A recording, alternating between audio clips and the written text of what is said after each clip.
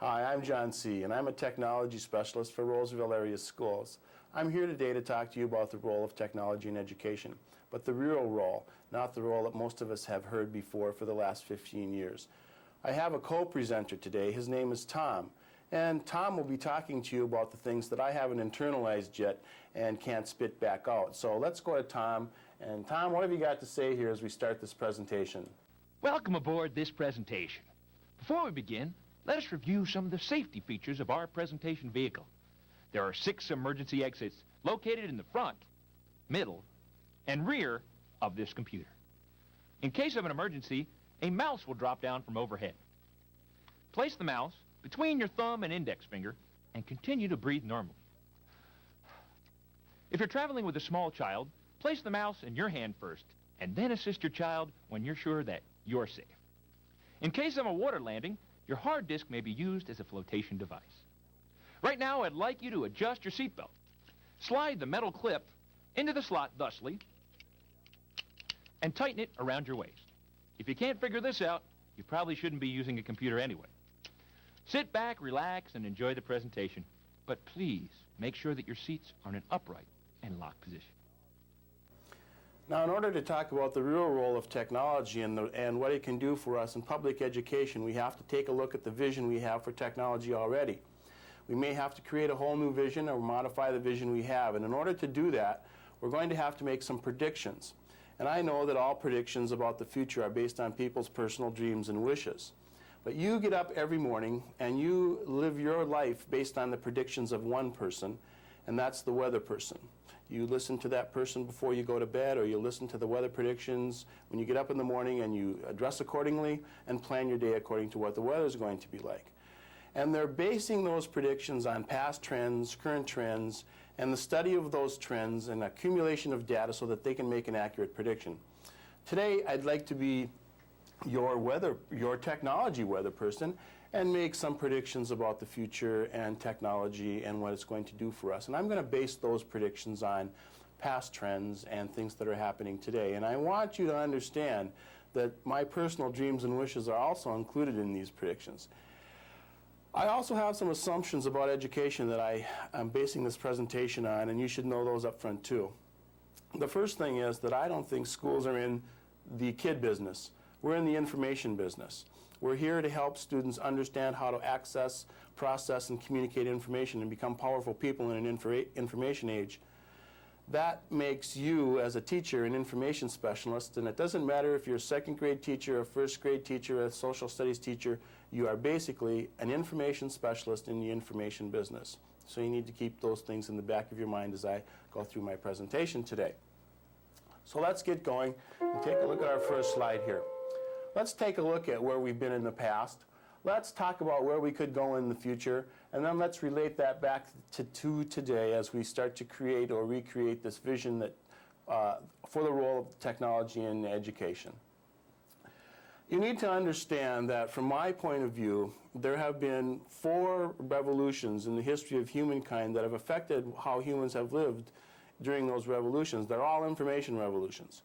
The first information revolution was created by the invention and use of the human spoken language that went way beyond the hand symbols and sign language and the pictures that humans painted on walls to communicate before they realized that they could repeat a sound with their mouth, the spoken word, and then every time they repeated that sound, it meant the same thing to the people around them.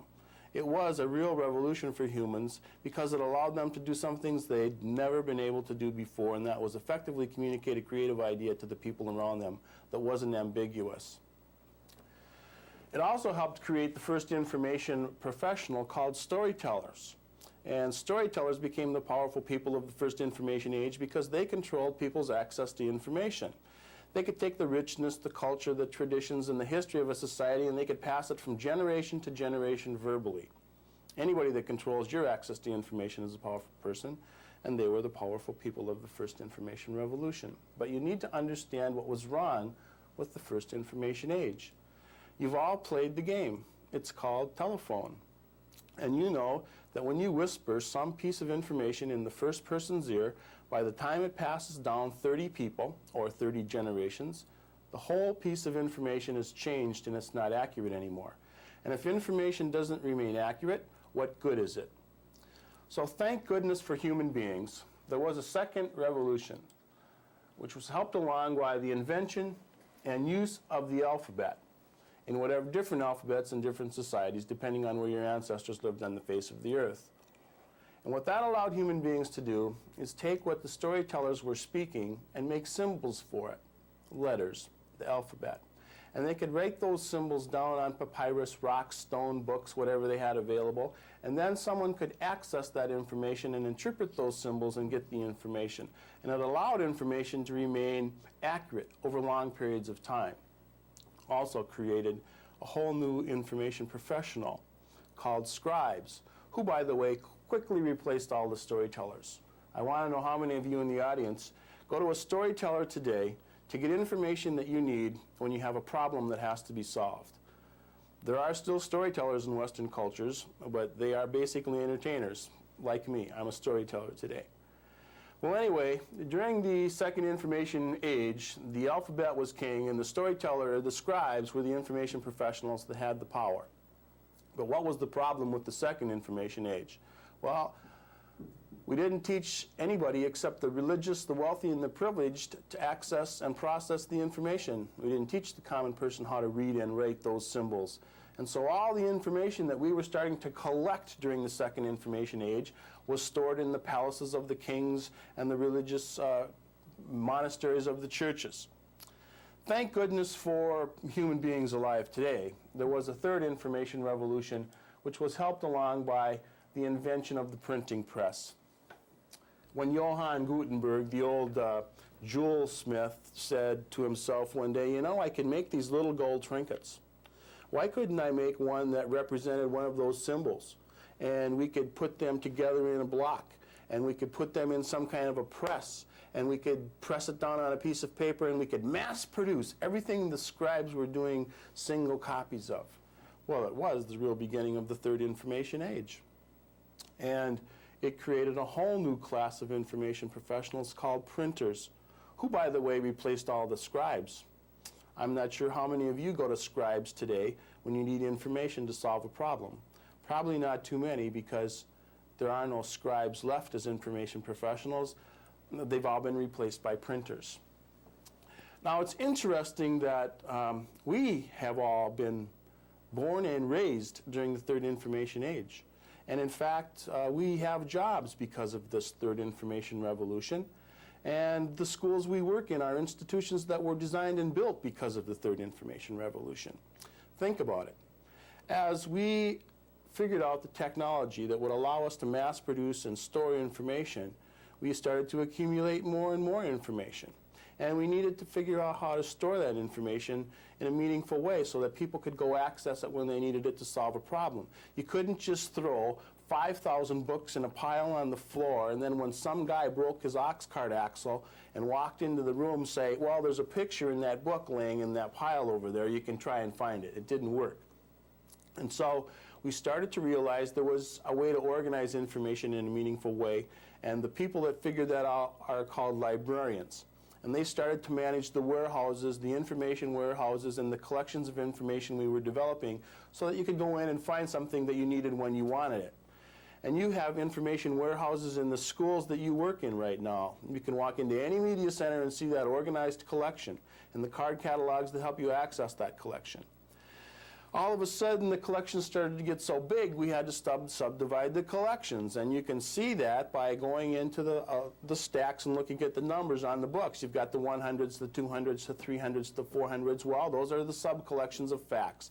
Social studies, history, science, biography, chemistry, physical education. And now we had to have new information professionals develop that understood the sub-collections of facts in these collections so they could teach them to the other people in the society. Hence, we have libraries that were built, schools that were built with classrooms so that the teachers, the new information professionals, could help other people accumulate the knowledge base of facts in these big collections of information we were developing. Well, that's the Third Information Age we were all born in, that we're all comfortable in, that our schools have been built to accommodate. And I'm sorry to tell you this, or maybe I'm not sorry to tell you this, but there's another revolution happening right now. And we can't stop it, We can't change it. We can't do anything but try and understand what's happened to people in the past when one of these revolutions has happened, and then try and figure out how we can use what's happening to our benefit and to become the fourth information age information specialists. Now, think about this. If you walk down to your media center today and you want to check out a book on Russia, the new Russia, is it there?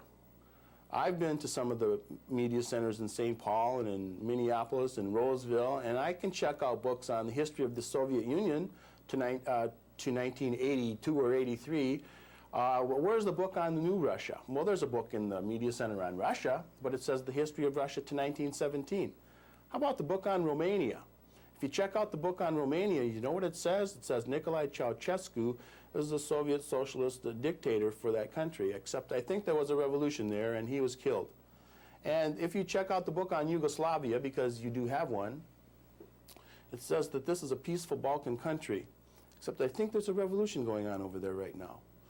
And just examples that you could continually apply to information that's being developed with third information age technology that can't keep up to date with the changes that are going on in the world.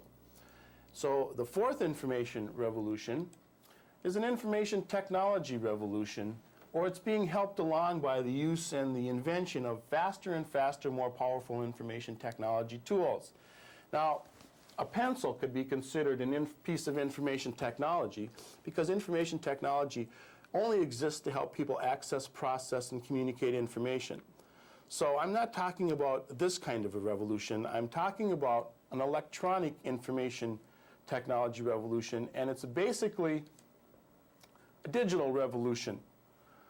The fourth information age is being created by a digital revolution that's providing all people in the world instant access to information they need whenever they want it, from any place that the information is stored, in any format that fits their learning style, and it's never out of date. Now you think about that for a minute. This is happening now. Can't stop it, can't change it, and it's going to get better, quicker, faster, and easier all the time. Anybody alive will be able to instantly find out anything they want to know, anytime they want to know it, wherever they happen to be on the face of the earth, without any wires attached to any machines, and the information they get will never be out of date and will fit their learning style.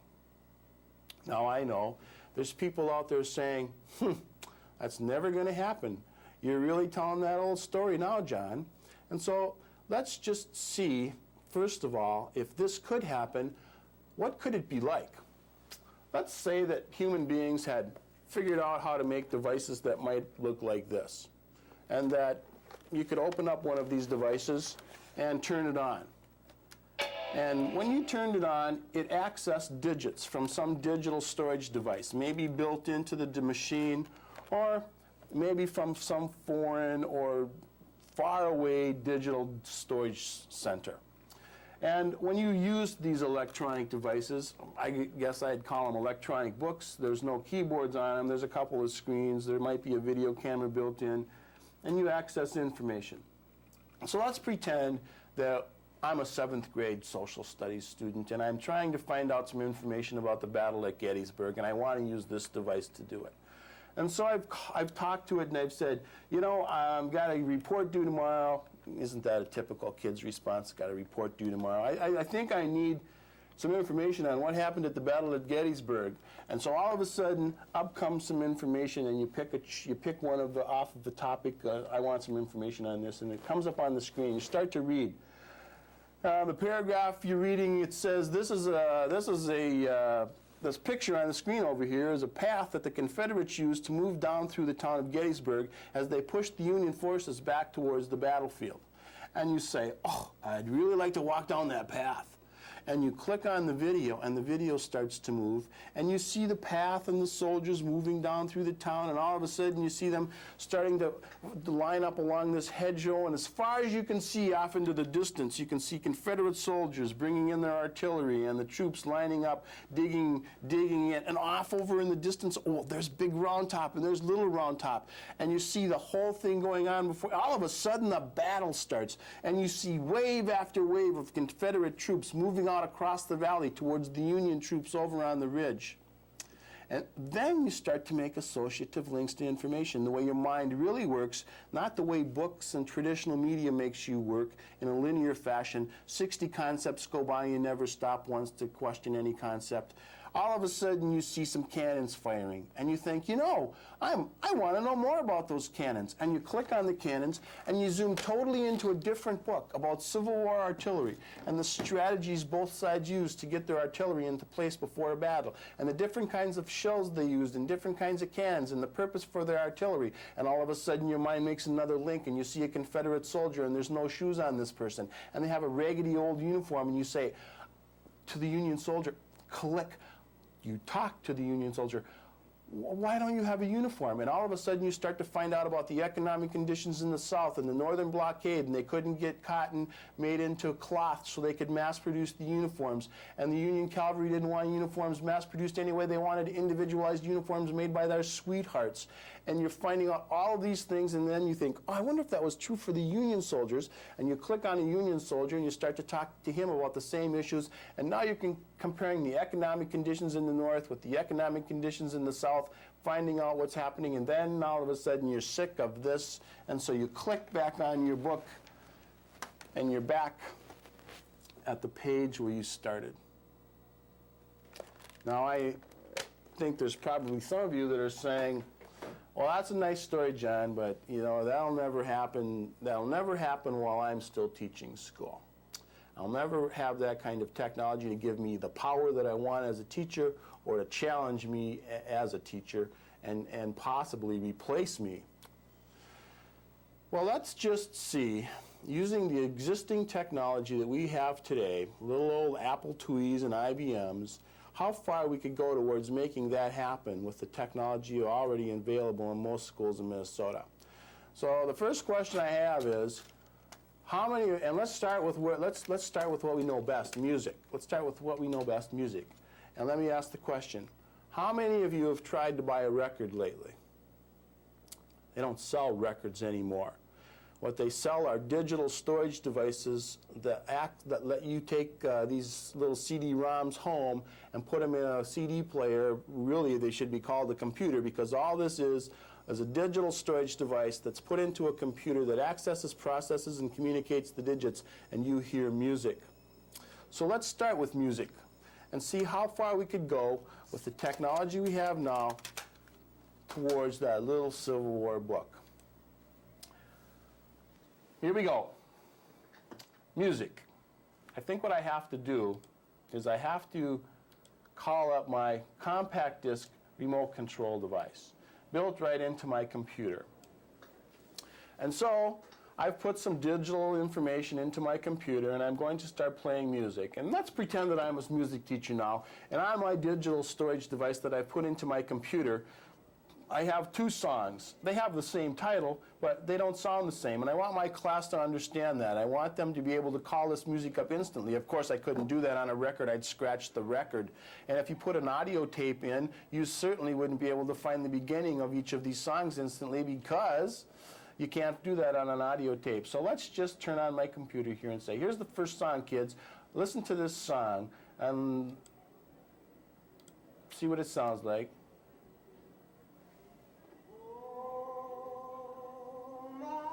Okay, now at the very end of the digital database here, we've got another song with the same title. Let's listen to this. Here we go.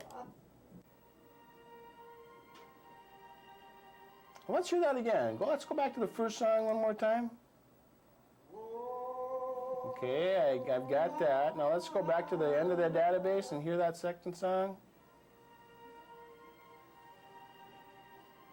Yeah, I think I've got it. Well, that's just an example of how fast you can use today's technology and the digital storage devices to go out and access information. And we've already started to learn how to do this because we're buying this kind of technology and we're using it at home today. And we're using remote control devices just like we hold in our hands when we play our television set at home to access this digital data. Well, let's take this tape out, or let's take this digital storage device out, and let's put a different one in. Let's take this ability we've used to access and process and communicate digits to play music, to start playing music and data and video and everything all at the same time. And this time, let's pretend that I'm a 5th or 6th grader again, and I'm in some kind of a learning community, maybe in the St. Paul school, and I need to access some information about Beethoven's life. And I want to get it on my little portable digital book, because tomorrow I have to talk to the kids in my class about what? Classical instruments. And so I'm going to load my digital database into my computer now and see if I can go find that information. And what would it look like if I had the technology and the tools available to go start accessing this information? Here we go. Let's check it out. Computer, I think I need some information about Beethoven's life. Could you please help me do that? Okay. Up on the screen comes a little picture and a little sound. And all of a sudden, I don't just have one book sitting there. I might have 5, 6, 10, 15 books that I could access instantly. And here I happen to have 5. So let's just look at a couple of them. Let's go to the pocket guide to Beethoven's Ninth Symphony. Oh, look at that. All 4 movements of the Ninth Symphony are there. And I can go to any part that I want to.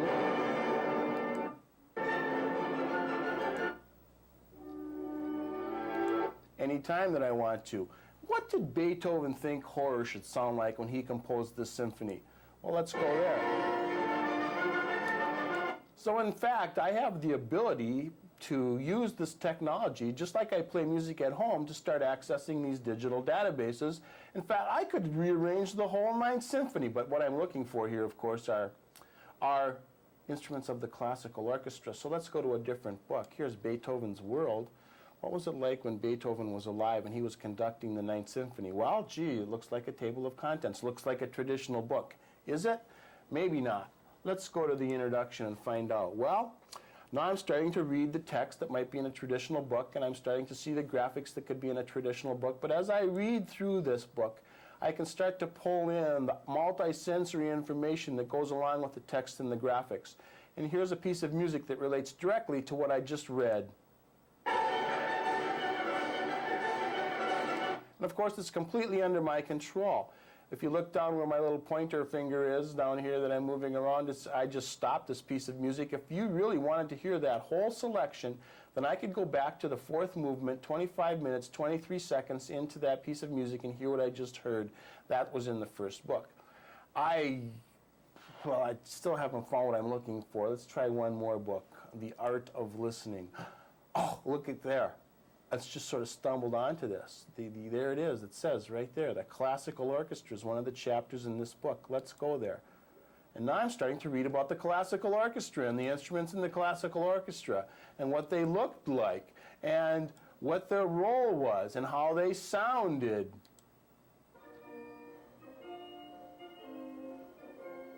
I'll pause that.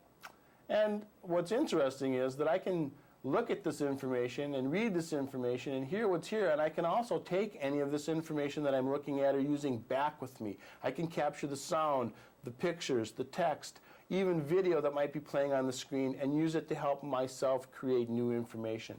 The problem with this technology is that it's hard to find information the way I've explained it to you, and so we're going to have something built into this technology that will help people find information. You know, if I use one of these pieces of information storage today, there could be 30,000 pages of text on here. Well, you can't send a kid down to the media center and use the card catalog to find a book and find one page in a book. How are they going to find anything in 30,000 pages of information? Well, that's going to be built into the technology. So let's go back here to my book and say, you know, what I really want to know about is timpani. That's what I want to talk to the kids tomorrow about. So, computer, would you find timpani for me? And I think it's spelled T-I-M-P. You know, that's all I know. Find some timpani for me. Oh, there it is. In my 300,000 pages of information, there's a picture of timpani, and here's what it sounds like. I think I'll pause it. Would you find it for me again, please? Oh, there it is over there up on the corner. There's the word timpani doing something else. Find it again, please. Yeah, there's another. And find it again, find it again, find it again, and all this piece of information. And I won't ever have to go anywhere for more information because my dictionaries, my encyclopedias, everything's going to be built into my little digital storage device. Here's my dictionary. I didn't understand timpani. Could you please tell me what a timpani is one more time? A pair of matched kettle drums. Yeah, I think I've got it. Play that example one more time. Okay, well, I'm going to go back where I started in this chapter and take a look at a couple of more demonstrations of what's going on with the technology today. First of all, let's take this one step further now and let's add video to these little digital devices. And let's pretend that this time I'm that same student going to St. Paul and I want to know more about what's going on over in the Holy Land, because last night I actually watched Ted Koppel on the news. Wouldn't that be a revolution? And when he was talking last night, he was showing a film clip of some people that were riding in this car and some terrorists had crossed over the border and they'd exploded a bomb and they'd shot a lot of people, and I can't figure out why do they hate each other so much over there? What the heck is going on anyway? So I talk to my book. I say, I need some information about what's going on in the Holy Land. Could you please give me some of that information? And up on my book comes some multimedia, multisensory information that I get to choose from or weave my way through. I think I'd like to talk about the history and the timelines over there and get some more information about this history of hatred that's developing. And Ted, would you please tell me a little bit more about what's going on there? The past in the Holy Land is as controversial as the present. Zionists who came to build a Jewish state and the Arabs who fought them have both viewed the same episodes and incidents, but they have different interpretations of those events. I'm watching a little QuickTime movie and the sound isn't so good, but it's an example of how I can put everything together. This is digital video, instantly accessible. And he's talking about the events that have helped create, well, what are they? Well, here's an alphabetical list, and I can scroll through this list and take a look at anyone that I want to, but I think I'd like to rearrange that list by date, so I just tell my computer to do that, please. And let's go look at one of those events. Let's look at the creation of the State of Israel and see how that's helped create this history of hatred that's developing over there. So I scroll to another little page and I get some information about the creation of the State of Israel that I could read. I think I'd like to get some newsreel footage of the time. So please play some newsreel footage about when Israel was created for me. In May of 1948, a new Jewish state, Israel, was born in a bath of blood. Jewish troops routed Arab forces from the city of Haifa in the first of a series of battles that were to reverberate through the years. That's interesting. You know what I'd like to do? I'd like to talk to those Civil War, I'd like to talk to those people that were alive at the time and get their perspectives on the creation of the State of Israel and what it meant to their culture. So, Mr. Eben, what was it like for the Jewish people when the State of Israel was created? I'd say that the period 1947 to 1949 is a dramatic turning point in Jewish history, rather like the Exodus from Egypt or the return of the Jews to Jerusalem after Babylonian exile, a constituted moment when the Jewish people changed its identity. That's interesting. It was like a dream come true, huh? Okay, what was it like for you, the Palestinians? It was like a nightmare from the Palestinian point of view, like a nightmare come true. Wow. Well, there's more information in this piece of this piece of digital storage than I can call up and even use today. It's just an example of how quickly I can find whatever I want, whenever I want it, in any format that I want to use it to help me solve a problem or to get information that I need to present the solution to a problem to you or someone else in the learning community that I live in. And so let's go back to where we started and talk about a few other things that are going on in this fourth information revolution. If you look at the screen, you can see a couple other things like Nobots and Internet and Digibooks. Well, I'm not sure if you've heard of Nobots before, but I know you've heard of robots before. Robots were creations that were used to help people give their bodies strengths to do things they couldn't do without the machine. And in the fourth information age, robots are going to evolve into Nobots. And we'll be able to use machines to access and process information in new ways. They will be our knowledge robots. And I can leave home in the morning and go to work, and I can leave my computer turned on, and I could say as I leave, "Today, computer, when I get home, I want a customized newspaper." And in my customized newspaper, I just want to know about anything that happened with technology and education, and I want to know about anything that happened at the White House today. And my computer will sit and search the news services of the world while I'm gone, and while I'm there and it sees any of those keywords that I just asked it to look for, it'll take that image or take that data, bring it to my computer, and store it there. And when I come home tonight, I can click on my computer screen and there will be a customized newspaper just with the information that I want to know about today. That's already available. Part of the reason that's possible is because of the technology called Internet, which is a worldwide interconnection of networks that allow educators to communicate worldwide and share instructional strategies and assessment techniques, and let their students communicate with students all over the world and all other cultures. Internet is a way to tear down the classroom walls and make your classroom truly a multicultural classroom, to let kids become involved with people everywhere, sharing data, working on assignments together, exchanging writing. In fact, right now, from this room, I could log on to the Internet and talk with students in Russia and teachers in Russia that are involved on the Internet project with me right now in Roseville. Well, those are some things that are going on in the world that relate to nonfiction. The things like true facts.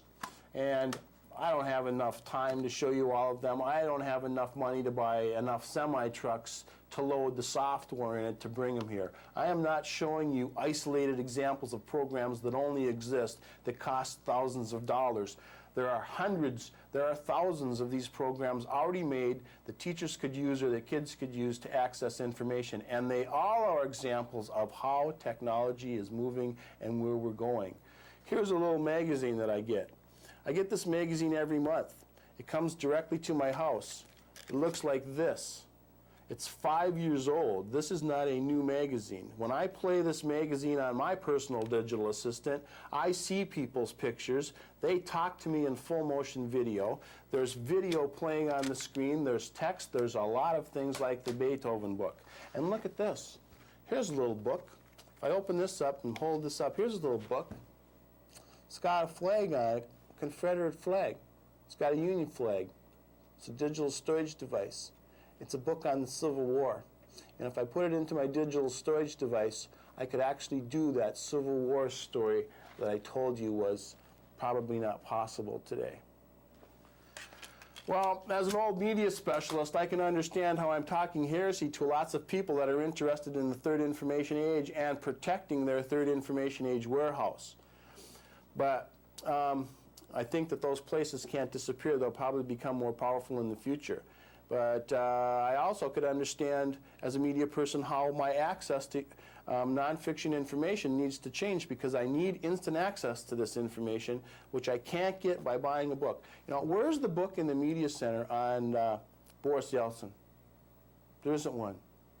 So when I want current, up-to-date information, I almost have to go electronic, either online or to a digital storage device. But I thought, you know, no one's going to be able to take this away from me, because one of my favorite things to do is to read fiction, especially to read fiction to kids. And I like the smell of the ink, too. And so I thought, well, I can see how this nonfiction stuff will quickly be replaced by the technology and our access to it, but these will be around for a long time. And then I saw the book Jurassic Park. You've probably seen the movie, but it was a book first. And you bought yours for $29.95 in hardcover. I bought mine for $19.95 in floppy disk. And I put mine into my digital storage device like this.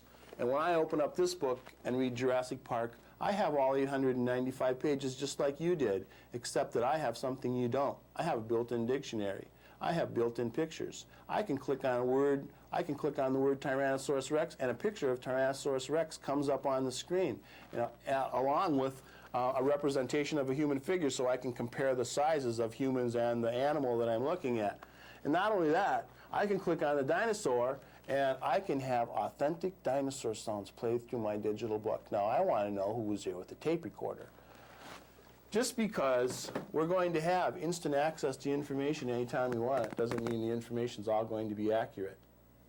It also speaks to what the real role of a teacher might become. Here's another interesting little book, The Telltale Heart by Edgar Allan Poe. And if I put this book in my personal digital assistant and use it just like I did some of the other things I've shown you, I get the complete version of The Telltale Heart by Edgar Allan Poe. Plus I get full color pictures that have been added to the book. And as I read through the book, I can click on the words and I can hear somebody read me this book from their emotional point of view. And if I click on those words again, I hear a completely different person read this book from their point of view. And if I click on those words again, I get the book asking me questions about what I just heard or what I just read or what the author was trying to tell me when they wrote those passages. I can actually read this book and have a conversation with this book that helps me analyze what I'm reading.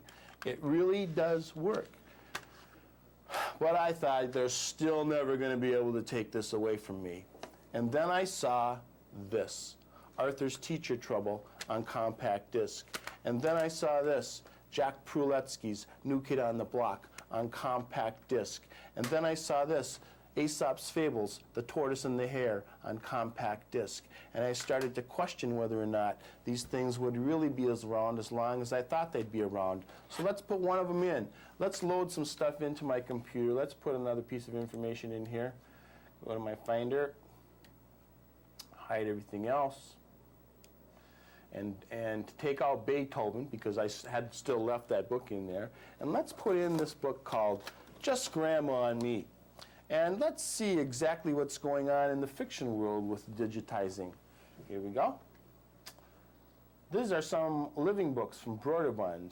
There's hundreds of these starting to be produced now. Just Grandma and Me by Mercer Mayer.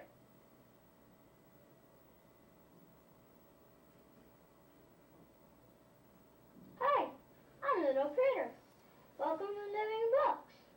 To have the story read to you, press this button. To play inside the story, press this button. Well, let's see. If I was reading this book, I could start out by saying, oh, we went to the beach, just Grandma and me. And you know, I think my imagination's going crazy now. And I'm starting to make decisions about what I'd like to happen. I'd like to go in that house. I wonder what's in hers. I wonder what's in her bag. I wish I could make them talk to each other, but I can't. I can only make them happen in my imagination. I have to go to the next page. Well, what if I could take this book and make everything I'm dreaming about really come true? Let's try it. Well, the first thing we have to do is decide, do we want to do this in Japanese or Spanish or any combination of those? Do we want to read the book? Do we want the book read to us? Do we want to play inside the book? Do we want to check out our options? Let's check out our options. If you want to play inside a certain page, click on the arrow to select the page you want. Yeah, let's and then see. Click OK. Which page? Well, let's just start with page 1 for the heck of it today, okay? Okay. Okay, thanks. He's so polite, isn't he? Nice little critter. Here we go. We went to the beach, just Grandma and me.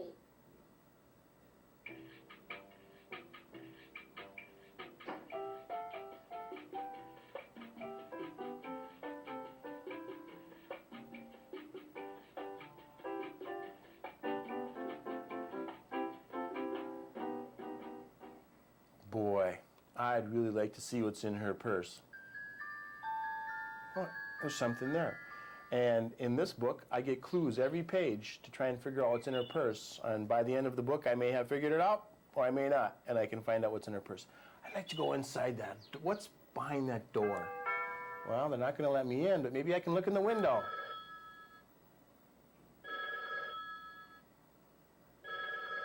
Hello? This is Grandma's answering machine. Little Critter and I went to the beach. Talk to you later. Bye. Golly, let's see. Now I think I'd like to have a plane fly from those clouds. And then I want that plane to scare the cow, so he goes moo. And then I want that moo to scare a bird out of this tree.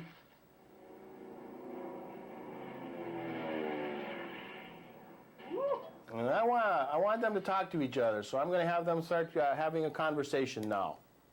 Can I sit by the window? You may, if there's room, dear. And maybe we should have a bee fly out of these flowers. Oh, there's a bee on your head. Yeah! Get it out! Get it out! Stop jumping and hold still. You'll scare the bee.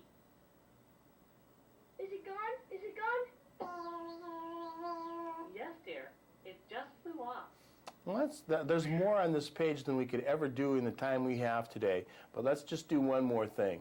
Let's have the student rearrange these words so that they use basically the same words, but say it in a different way. First of all, what's this word? Oh, okay, I think it's grandma. Let's see.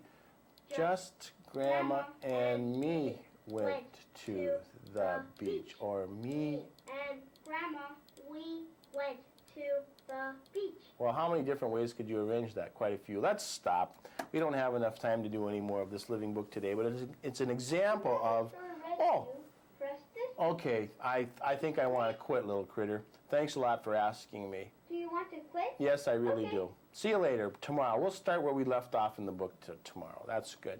So let's go back to where we were here in HyperCard. There shouldn't be any question in your mind so far that, at least by now, that we're going through a digital conversion in this country and in the Western society, and that it may not be a religious experience for lots of people, but it's going to happen, and it's going to give power to people to act. It's going to give people power to access information in ways they've never been able to do it before. And that's the problem. Maybe Tom can help us understand it a little better. Tom, what have you got to say? Big round of applause. Wasn't that great, folks? Yeah, let's hear it. Come on. Well, and now it's time for our next topic. You might have seen this topic on the Macintosh, the Apple II, and now appearing on the Quadra. Please, a big round of applause for our next topic. Let's hear it. Come on. Well, he basically just told you the problem.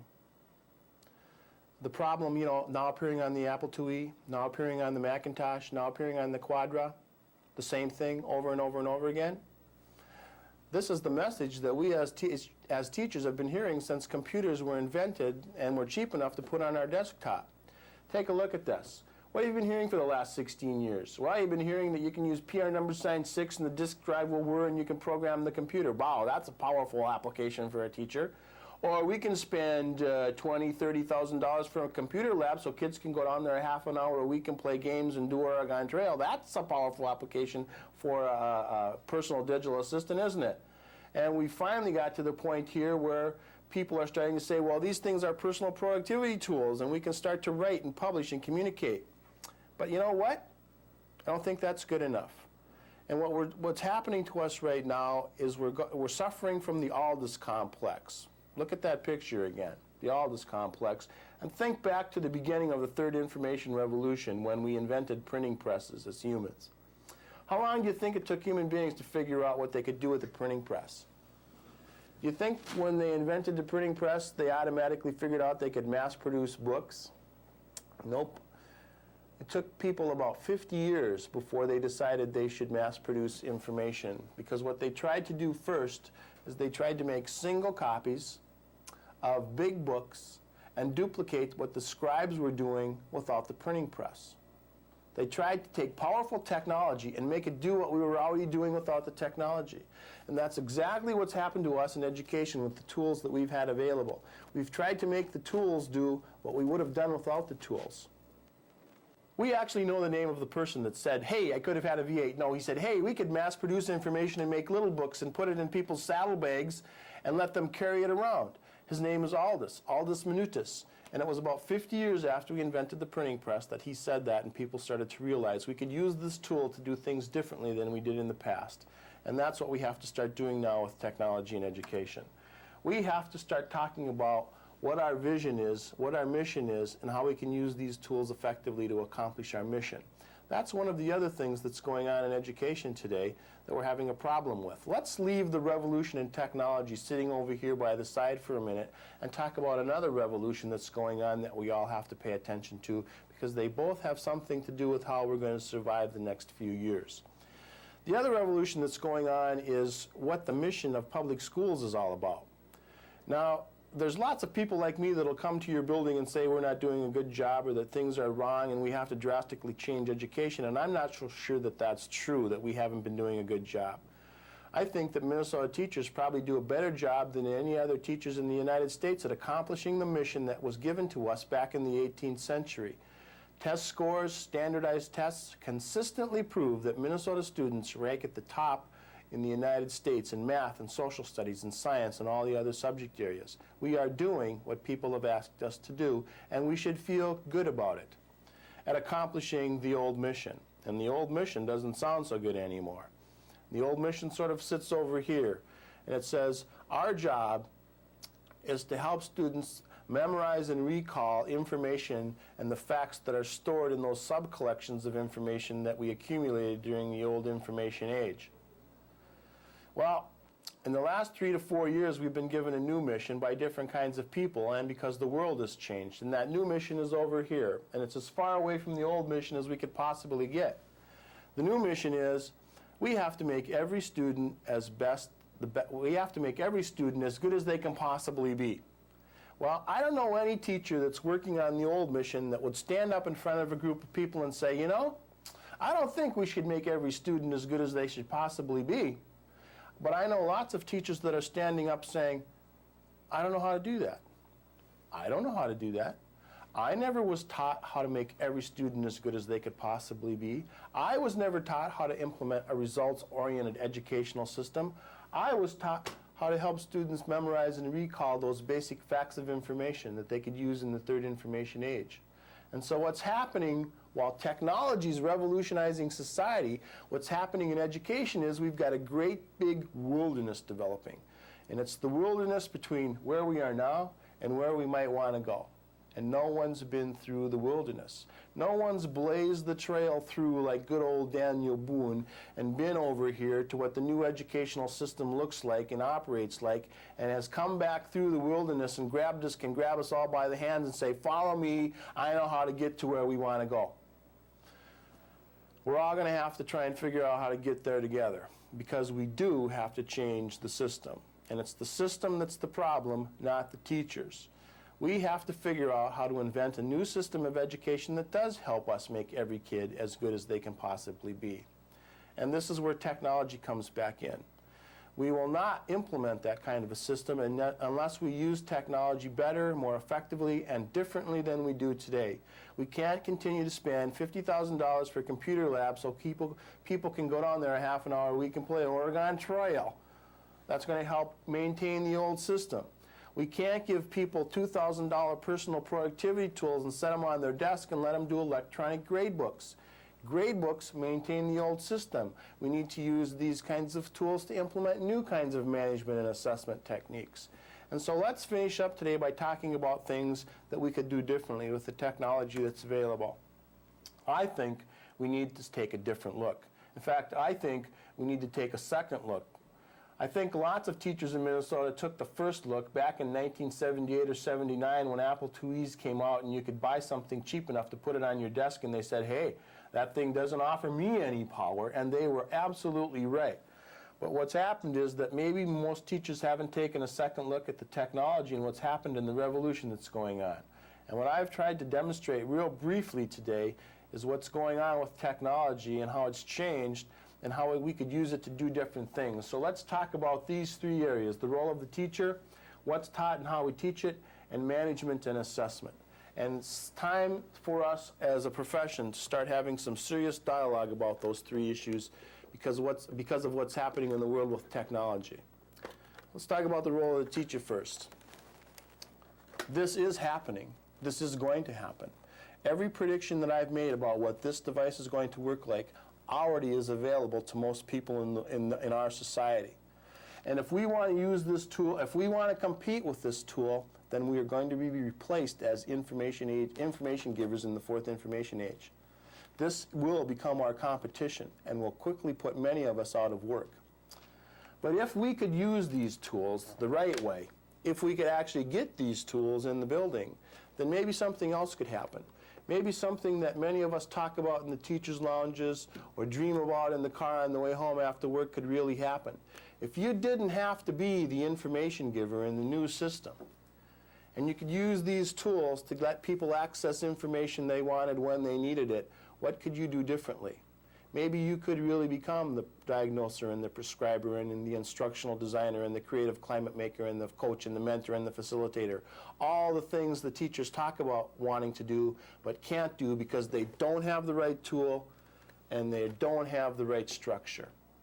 And so the first thing we all have to do is seriously begin talking about what the technology could offer us as information professionals and how we could use it to help us restructure the educational system and help us change our roles so that we can become the fourth information age information specialist. Because if we don't, we will not survive. The second thing we need to seriously talk about is what we teach and how we teach it. And that's probably going to be the hardest discussion because many of us can't agree on what we need to teach and how we need to teach it. It's one of the great debates in Minnesota right now. But let's talk about it for a minute. And let's try to understand what's going on and put this into perspective. Our third information age educational institutions are basically designed to help people memorize and recall information. And I know that's a stereotypical statement. But think about this. With the technology that we have today and the revolution in information happening, let's pretend we're a first grade student entering St. Paul schools.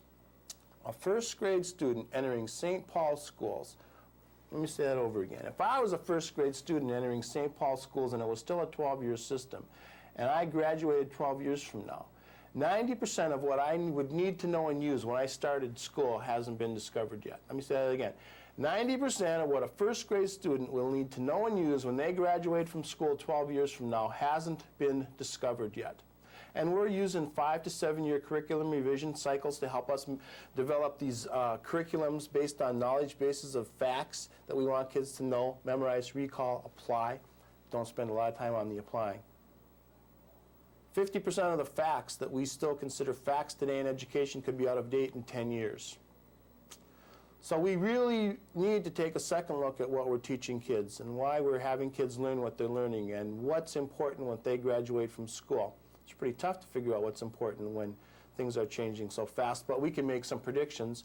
And one of the predictions has to be that we have to help kids understand how to apply this technology, how to use this technology to access, process, and communicate the information they need when they have a problem so they can solve the problem, so they can communicate the solution to other people, so they can effectively communicate creative ideas to people all over the world. We can go on and on and on. And let me just use one example here about what we teach and how we teach it that has to change.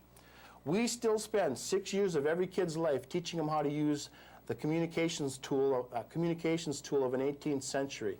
How to write an A, how to write a B, how to put the A and the B together to make a word, how to make a sentence, how to use that to put it down on a piece of paper to communicate with other people in the world. Do you really believe that the people that leave this school or your school 12 years from now are going to write and communicate with other people all over the world with a pencil? It's an 18th century device, and it still has its place. But many schools have started to move towards a 20th century device called a keyboard, and they help people transfer the ability to make an A with this to helping them make a digital A with their keyboard so they can communicate effectively on a piece of paper or electronically online with the keyboard. But this is still only a 20th century device, and it's almost obsolete already. I will not need to know how to keyboard. I will be able to speak to my machine. I will be able to put video on the page, audio on the page, text on the page, pictures on the page. And we need to move quickly beyond teaching kids how to communicate with a pencil and a keyboard to helping them understand how to do multimedia, multisensory communication in the presentation of ideas and communicating with people all over the world. And that's another workshop where we sit down and show people how to write like that.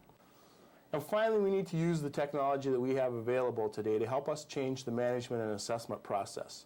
We need to take advantage of this technology to help us go beyond red pencils and electronic grade books.